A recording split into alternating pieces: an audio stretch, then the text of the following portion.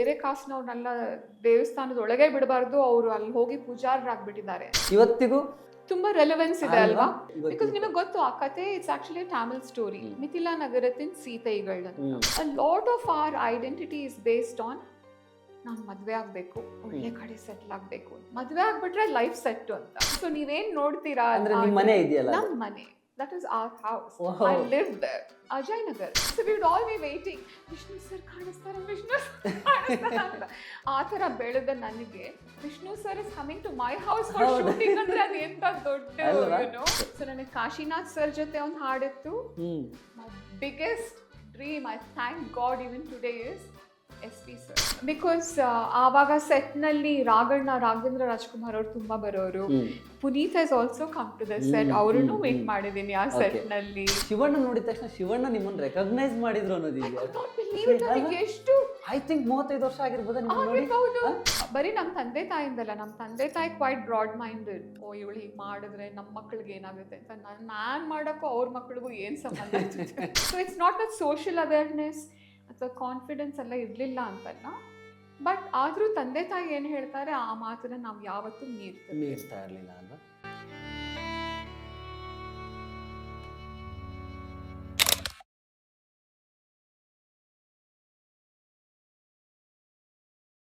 Daily ಮಾಧ್ಯಮ follow ಮಾಡಿ, ಮತ್ತೆ ಮತ್ತೆ ವಿಸಿಟ್ ಮಾಡ್ತೀರಿ. ಒಂದು ಒಳ್ಳೆ ಎಕ್ಸ್ಪೀರಿಯನ್ಸ್ ಅವ್ರ ಕುಟುಂಬದ ಜೊತೆ, ಸ್ಪೆಷಲಿ ಅವ್ರ ಫ್ಯಾಮಿಲಿಯಿಂದ ಬಂದಂಥ ಅನೇಕ ನಟರು ಎಲ್ಲ ಅವ್ರ ಬಗ್ಗೆ ತುಂಬಾ ಹೇಳ್ತಾರೆ.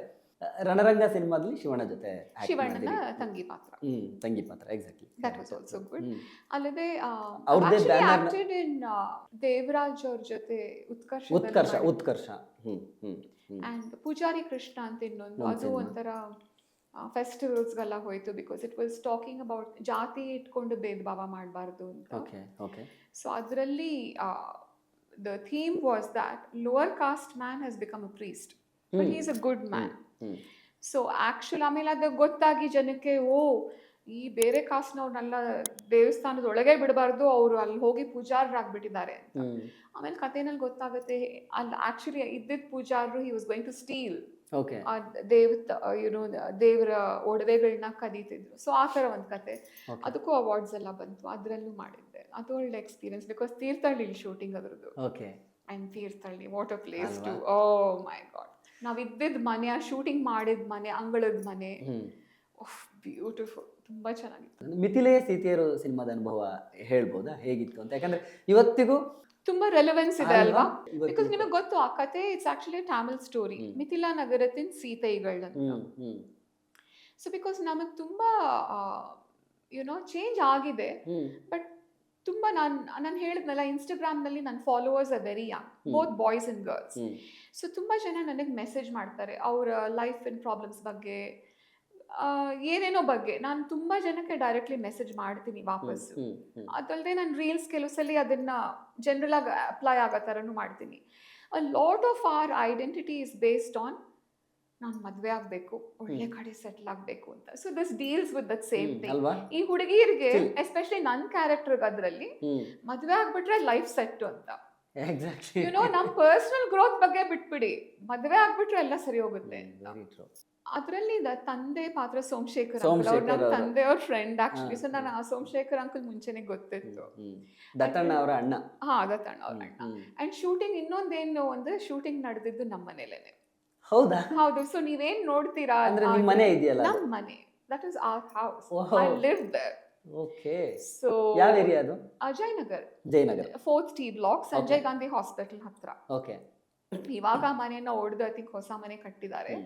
ಬಟ್ ಅವಾಗ ಅದು ನಮ್ಮ ಮನೆ. I think couple of years ನಾನು ಸುದರ್ಶನ್ ವಿದ್ಯಾಮಂದಿರ್ ಅಂತ ಹತ್ರ ಒಂದು ಸ್ಕೂಲ್ ಇದೆ ಅಲ್ಲ, ಅಲ್ಲಿ ಓದಿದ್ದು. ಅಂಡ್ ಅದ್ರ ಹತ್ರನೇ ವಿಷ್ಣುವರ್ಧನ್ ಸರ್ ಮನೆ.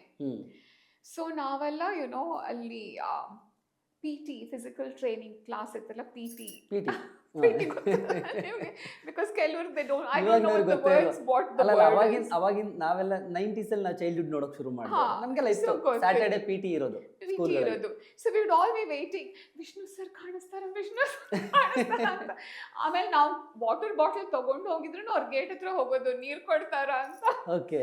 ಸೊ ಆ ಥರ ಬೆಳೆದ ನನಗೆ ಸ್ವಲ್ಪ ವರ್ಷಗಳನ್ನೇ Vishnu sir is coming to my house for ಹೌದು. ಶೂಟಿಂಗ್ ಅಂದ್ರೆ ಅದು ಎಂತ ದೊಡ್ಡ ಅಲ್ವಾ? ಏನೋ ನೀವು ಅವ್ರ ಜೊತೆಲೆ ಆಕ್ಟ್ ಮಾಡುವಂತ ಒಂದು ಮಾಡೋ ಒಂದು ಇದು ಅವ್ರು ನಮ್ಮನೆಗೆ ಬರ್ತಿದ್ದಾರೆ ಅವ್ರ ಜೊತೆ ನಾನು ಆಕ್ಟ್ ಮಾಡ್ತೀನಿ ಅಂತ it was like oh great destiny. And absolutely, and my most beautiful experience, of course, Ravi uncle ಗೊತ್ತಲ್ಲ, ಅವರು ಸಾಹಿತ್ಯ, ಅವ್ರು ಹಾಡ್ತಿದ್ರು ಹೌದು ಚೆನ್ನಾಗಿ, ಹೌದು, ಅವ್ರು ಅವ್ರಿಗೆ ಮಲ್ಟಿ ಟ್ಯಾಲೆಂಟೆಡ್, ಅವ್ರು ಭಗವದ್ಗೀತೆ ಬಗ್ಗೆ ಎಷ್ಟು ಚೆನ್ನಾಗಿ ಅದ್ಭುತವಾಗಿ ಮಾತಾಡ್ತಿದ್ರು.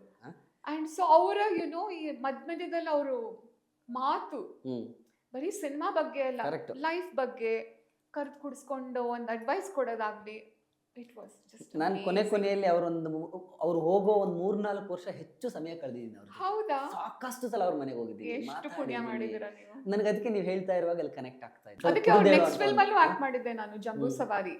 ಅದ್ರಲ್ಲಿ ಆಕ್ಟ್ ಮಾಡೋದಲ್ದೆ ಐ ಹ್ಯಾಡ್ ಆಲ್ಸೋ ಡನ್ ಇದು ಕಾಸ್ಟ್ಯೂಮ್ ಡಿಪಾರ್ಟ್ಮೆಂಟ್ ಅಲ್ಲಿ ಮಾಡಿದ್ದೆ. So but other thing I was trying to tell you about Mithile Seetheyaru is, ಆ ಮೂವಿನಲ್ಲಿ ಐ ಥಿಂಕ್ ಹಾಡೆಲ್ಲ ಬರೀ ನನ್ಗೊಬ್ಳಿಗೆ ಇತ್ತು, ಬಿಕಾಸ್ ನನ್ಗೆ ಯಾವಾಗಲೂ ಕನ್ಸ್ ಕಾಣೋದು. ಕರೆಕ್ಟ್. ಸೊ ನನಗೆ ಕಾಶಿನಾಥ್ ಸರ್ ಜೊತೆ ಒಂದು ಹಾಡಿತ್ತು. My biggest dream, I thank God even today, is SP sir, Balasubrahmanyam sir ಜೊತೆ ಒಂದು ಹಾಡು, ಡ್ರೀಮ್ ಸೀಕ್ವೆನ್ಸ್. ಅದಕ್ಕಿಂತ ಕೇಳ್ಬೇಕಾದ್ರೆ ಅವರು ಅಷ್ಟೇ ಶೂಟಿಂಗ್ ನಲ್ಲಿ ಡ್ರೀಮ್ ಸೀಕ್ವೆನ್ಸ್, ಬಿಕಾಸ್ ನನ್ನ ಕ್ಯಾರೆಕ್ಟರ್ ಆದ್ರೆ ಅದರಲ್ಲಿ ಯಾರನ್ನ ನೋಡಿದ್ರು ಅವ್ರನ್ನ ಮದ್ವೆ ಆಗ್ಬಿಡ್ಬೇಕು, ಅದೊಂದೊಂದು ಡ್ರೀಮ್. ಸೊ ಆ ಹಾಡು ಚೆನ್ನಾಗಿತ್ತು. Okay, I think BR Chaya ಹಾಡಿದ್ದು. ಅಂಡ್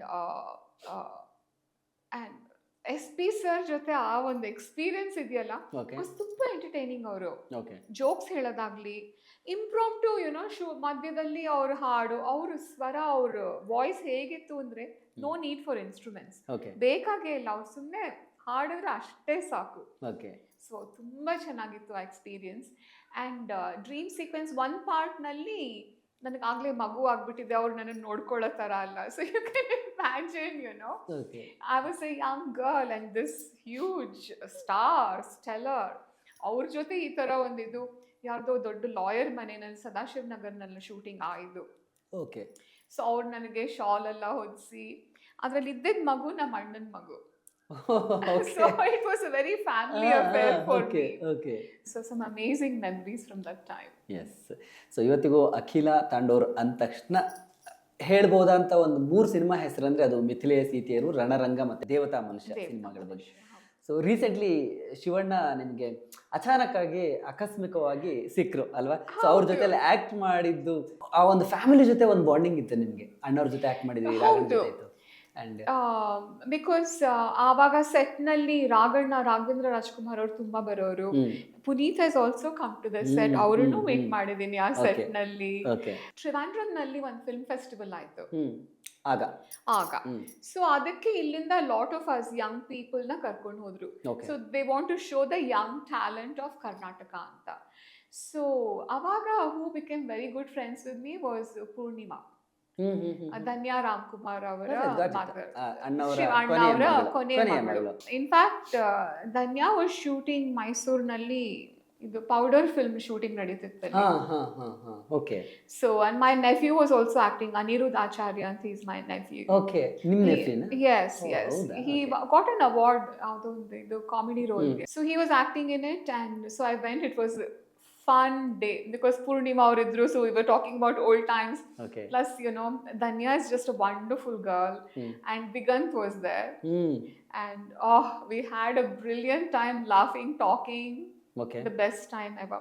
And ಆಮೇಲೆ ಗೊತ್ತಾಯ್ತು ಆಕ್ಚುಲಿ ಆ ಸೆಟ್ ನಲ್ಲಿ ಕ್ಯಾಮ್ರಾಮನ್ ನೋಡಿದ್ದೆ, but I didn't recognize him because ಅದರಲ್ಲಿ ಅದ್ವೈತ was the camera person, DOP, and he is B. Suresh ಅವರ ಅಣ್ಣನ ಮಗ. ಸೊ ನಾನ್ ನೋಡಿದ್ದೀನಿ when he was young, but now he's a big grown up man. ನಂಗೆ ಗೊತ್ತಾಗ್ಲಿಲ್ಲ, ಅವ್ರಿಗೂ ನನ್ನನ್ನು ರೆಕಗ್ನೈಸ್ ಮಾಡಕ್ ಆಗ್ಲಿಲ್ಲ, but it was yes. But surprisingly ನೀವು ಶಿವಣ್ಣ ನೋಡಿದ ತಕ್ಷಣ ಶಿವಣ್ಣ ನಿಮ್ಮನ್ನು ರೆಕಗ್ನೈಸ್ ಮಾಡಿದ್ರು ಅನ್ನೋದಿದೆಯಾ? ಎಷ್ಟು ಐ ಥಿಂಕ್ 35 ವರ್ಷ ಆಗಿರ್ಬೋದು ನಿಮ್ಮನ್ನು ನೋಡಿ. and I'm telling you, ನನಗೆ ಅಷ್ಟು ಇಮೋಷನಲ್ ಅಂದ್ರೆ, I was staying at the ಇದು ನಾನು ಚೆನ್ನೈ ಶೂಟಿಂಗ್ ಹೋಗಿದ್ದೆ. ಅದಾದ್ಮೇಲೆ my son was he said, Ma, you've gone, stay for a couple more days, and he put me in Taj Connemara. Nan magan treat adu. So I was, So I love swimming and I love, like heritage properties like that. Okay So ನಾನು ಆರಾಮಾಗಿ chilling there and breakfast ಕೆಳಗೆ ಹೋಗಿದ್ದೆ. Okay So I took my thing and I was going. I literally bumped into him. ನಾನು ನೋಡಿಲ್ಲ, ಅವರು ನೋಡಿಲ್ಲ. We went. And I said, Shivanna. He said, ಹೌದು ನೀವು ಅಂತ. Then I opened my mouth. He said, I know the voice. Akila alva ನೀನು ಅಂತ. I was like, ಇಷ್ಟು ವರ್ಷಗಳ ನಂತರ ನನ್ನ ನೆನಪಿಟ್ಕೊಂಡು, he said, you should meet my family ಅಂತ ಅವ್ರ ವೈಫ್ನ ಅವ್ರ ಮಗಳನ್ನೆಲ್ಲ ಇಂಟ್ರೊಡ್ಯೂಸ್ ಮಾಡಿಸಿ. Okay It's just such an amazing I was emotional. ಇನ್ನೂ ನೆನಪಿಟ್ಕೊಂಡಿದ್ದೀರಾ ನೀವು ಅಂತ. So yeah, lovely experience. ಏನ್ ಹೇಳಿದ್ರು ಅಂದ್ರೆ ಸಿನಿಮಾ ವಿಚಾರ ಅಥವಾ Yes, he said, what happened to you? ನೀನ್ ಎಲ್ಲಿ ಪತ್ತೇನೇ ಇಲ್ಲ. Where are you? Which country do you live in? I said, Okay. back in India. ಅದೆಲ್ಲ explain ಮಾಡಿ ಅವ್ರಿಗೆ. Okay So and yeah, it was just so nice. Okay ನಿಮ್ಮ ಟ್ಯಾಲೆಂಟ್ಗೆ ಅಥವಾ ನೀವು ಅಂದುಕೊಂಡಿದ್ದ ಮಟ್ಟಕ್ಕೆ ನೋಡಿದ್ರೆ ಅವತ್ತಿಗೆ ನಿಮ್ಗಿನ್ನೂ ಒಳ್ಳೊಳ್ಳೆ ಆಪರ್ಚುನಿಟೀಸ್ ಬರಬೇಕಿತ್ತು ಅಂತ ಅನ್ಸುತ್ತೆ. ಹೌದು. See, maybe ಐ ಥಿಂಕ್ ನೀವು ಒಂದು 3-4 ವರ್ಷ ಇದ್ರ ಇಂಡಸ್ಟ್ರಿಲಿ. ಹಾ 7 ಸಿನಿಮಾ ಆ್ಯಕ್ಟ್ ಮಾಡಿದ್ರೆ ತುಂಬ ಕಡಿಮೆ ಅಂತ ಅನ್ಸಲ್ವಾ? ಅಂದ್ರೆ ನಿಮ್ಗಿನ್ನೂ ಸ್ಪೇಸ್ ಬೇಕಿತ್ತು, ಇನ್ನೂ ಒಳ್ಳೊಳ್ಳೆ ಅವಕಾಶಗಳು ಆಪರ್ಚುನಿಟೀಸ್ ಬೇಕಿತ್ತು. I don't think I had the proper ಒಂದು ಗೈಡೆನ್ಸ್ ಥರ ಇರಲಿಲ್ಲ. Okay And like I see that some people ಅವಾಗಿನ ಕಾಲಕ್ಕೆ they had managers. I didn't have anything like that. ನಮ್ಮಂತರ ತುಂಬ ಸಿಂಪ್ಲಿಸ್ಟಿಕ್ ಫ್ಯಾಮಿಲಿ ಬ್ಯಾಕ್ಗ್ರೌಂಡ್ ಇಂದ ಬಂದಿದ್ದು. ಆ್ಯಂಡ್ ಆಫ್ ಕೋರ್ಸ್ ಏನೇ ಬಂದ್ರೂ ತುಂಬ ರಿಸ್ಟ್ರಿಕ್ಷನ್ಸ್ ಇರ್ತಿತ್ತು. ಬರೀ ನಮ್ಮ ತಂದೆ ತಾಯಿಂದಲ್ಲ, ನಮ್ಮ ತಂದೆ ತಾಯಿ quite broad minded. Okay because they were like acting ಅಂದ್ರೆ ಆಕ್ಟಿಂಗ್, ರೋಲ್ ಅಂದ್ರೆ ರೋಲ್. ಆ ರೋಲ್ ಮಾಡಿದ ತಕ್ಷಣ ನೀನೇ ಅದಾಗ್ಬಿಡ್ತೀಯಾ? ಇಲ್ಲ, ನೀನ್ ಅದನ್ನ ಆಕ್ಟ್ ಮಾಡ್ತಿದ್ಯಾ, ಆ ರೋಲ್ನ ನೀನು ಹೀಗೆ ಒಂದು ಪೋರ್ಟ್ರೇಲ್ ತೋರಿಸ್ತಿದ್ಯಾ, ಅಂದ್ರೆ ನೀನ್ ಆ ಕ್ಯಾರೆಕ್ಟರ್ ಅಲ್ವಲ್ಲ. That is my parents attitude. But ಆಗಿನ ಕಾಲದಲ್ಲಿ ಫ್ಯಾಮಿಲಿ ಪ್ರೆಷರ್ಸ್ ಬೇರೆ ಇರ್ತಿತ್ತಲ್ವ.